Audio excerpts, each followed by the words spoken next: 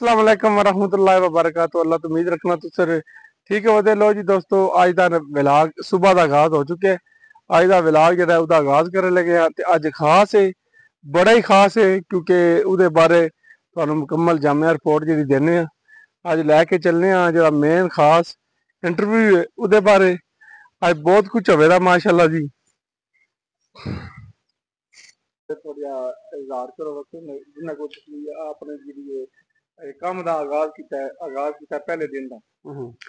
पहले दिन का मैं आगाज किया मतलब लोग दे मशहूर केयर भी करते ने साडी जा बहुत शुक्रिया जी, मेहरबानी। अस्सलाम वालेकुम जी। वालेकुम सलाम। ते साडे नाल तरावा और काम करदे ने जो पहले दिन तो लैके अज दे दिन तक इन्हां नू यही कहा कि ठेकेदार साहब ये काम तुहाडा अपने जाती घर दा जिस तरह तुहानू अच्छा लगे अपना।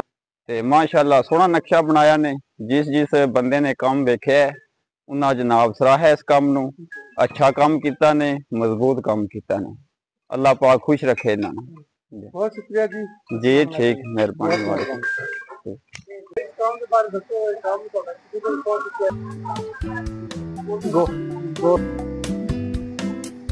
मतलब कि शुरू से यही नाल मेरे रहा है, इसने बहुत ही